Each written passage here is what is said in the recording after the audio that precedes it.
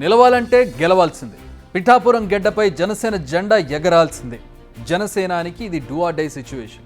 Party బతకాలన్నా, పరువు నిలవాలన్నా ఎన్నికల్లో గెలవాల్సిందే. ఇప్పటికే చాలాసార్లు పగిలి పదునెక్కిన గాజు సీసా ఈసారైనా గెలిపిస్తుందా, లేక మళ్ళీ పగులుతుందా? గెలుపు కోసం పవన్ ఫాలో అవుతున్న స్ట్రాటజీ ఏంటి? గుడిలో పవన్, చర్చ్లో పవన్, పలకరిస్తూ పవన్, ప్రశ్నిస్తూ పవన్. ఇలా పిఠాపురం అంటే పవన్, పవన్ అంటే పిఠాపురం అన్నట్టుగా సాగుతోంది జనసేనాని ప్రచారం. నిత్యం ప్రజల్లోనే ఉంటూ తనని గెలిపించాలని అభ్యర్థిస్తున్నారు. గెలిస్తే ఏం జరుగుతుందో చెబుతున్నారు. ఇలా ప్రజలతో మమేకమవుతూ ముందుకు వెళుతున్నారు పవర్ స్టార్. పిఠాపురంలో గెలుపు కోసం పవన్ స్ట్రాటజీ మార్చారు. 2019 ఎన్నికల్లో గాజువాక, భీమవరం నుంచి పవన్ పోటీ చేశారు. కానీ ఆ ఎన్నికల్లో 2 చోట్ల ఓడిపోయారు. దీంతో తీవ్ర విమర్శలకు గురయ్యారు ఆయన. ఓ రకంగా వైసీపీ నేతలు ఆయన్ను చాలా దారుణంగా ట్రోల్ చేశారు ఈ విషయంలో, ప్రధానంగా 2 చోట్ల ఓడిపోయిందని. కానీ ఈసారి ఎన్నికల్లో ఆయన రూట్ మార్చారు. ఈ ఎన్నికల్లో ఆయన కేవలం పిఠాపురం నుంచే బరిలోకి దిగుతున్నారు. ఒక్క స్థానం. ఫోకస్ మొత్తం పిఠాపురం పైనే పెట్టారు. అంతేకాదు గతానికి భిన్నంగా జనంలోకి వెళ్తున్నారు. 2019లో కేవలం ర్యాలీలు, రోడ్ షోలకే పరిమితమయ్యారు పవన్.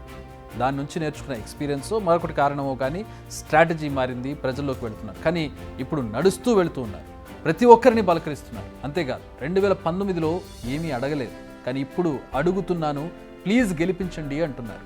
2 చేతులెత్తి నమస్కరిస్తూ రిక్వెస్ట్ చేస్తున్నారు. మీకోసం నిలబడతానంటున్నారు, మీ ఆశీర్వాదాలు కావాలంటున్నారు, ప్లీజ్ ఒక్క ఛాన్స్ అంటూ రిక్వెస్ట్ చేస్తున్నారు పవన్ కళ్యాణ్. తన ప్రచారంలో దేవాలయాల అభివృద్ధిని హైలైట్ చేస్తున్నారు పవన్. పిఠాపురంలో వైసీపీ దేవాలయాల అభివృద్ధిని పట్టించుకోవడం లేదంటున్నారు. తాను గెలిచిన వెంటనే 70 నుంచి 100 కోట్ల నిధులు తీసుకొచ్చి అభివృద్ధి చేస్తానంటున్నారు. మామూలుగానే పవన్ బీజేపీతో పొత్తులో ఉన్నారు. సో ఆటోమేటిక్గా హిందుత్వ ముద్ర పడుతోంది.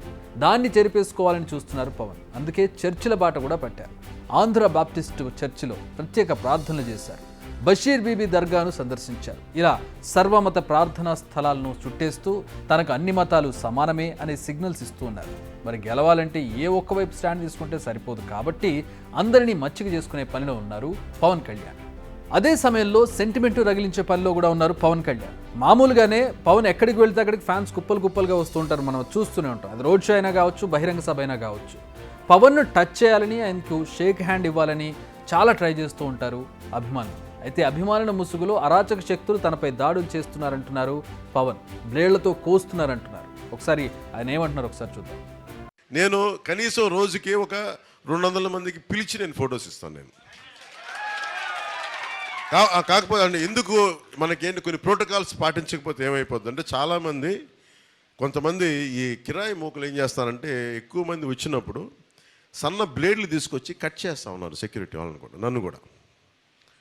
మన ఇక్కడ కూడా జరిగింది. అందువల్ల ఏంటంటే కొంచెం ఇలాంటి పరిస్థితుల్లో మీకు మన ప్రత్యర్థి పార్టీ పన్నాగాలు తెలుసు కాబట్టి అందుకని కొంచెం స్ట్రీమ్ లైన్ ఉంటే మనం చేసుకోవడానికి బాగుంటుంది. ఇది పవన్ చెబుతున్న మాట. తనపై, తన సెక్యూరిటీ సిబ్బందిపై బ్లేడ్లతో దాడులు చేస్తున్నారంటున్నారు. ఇకపై 200 మందితో సెల్ఫీలు దిగుతానని చెబుతున్నారు. దాడులు ఎవరు చేస్తున్నారో మీకు తెలుసు కదా అంటూ ఆన్సర్ని తన అభిమానులకే వదిలేశారు. సో చెప్పకనే చేసేదంతా వైసీపీని అని చెప్పేస్తున్నారు పవన్. ఇప్పుడే కాదు, గతంలో కూడా పవన్ ఇలాంటి వ్యాఖ్యలే చేశారు. తన కాన్వాయ్ను కొందరు వెంబడిస్తున్నారని, తనపై దాడులు చేసేందుకు ప్రయత్నిస్తున్నారని అప్పుడు కూడా ఆరోపించారు. ఇప్పుడు కూడా అదే మాటలు పవన్ నోటి నుంచి వినిపిస్తున్నాయి. పవన్ తీరు చూస్తుంటే గెలుపు కోసం సామ, దాన, భేద, దండోపాయాలు అన్నీ ఉపయోగిస్తున్నట్టుగా కనపడుతోంది. ఎందుకంటే ఈ ఎన్నికల్లో గెలవాలి, గెలవకపోతే జరిగే నష్టం మాత్రం అంతా ఇంత కాదు.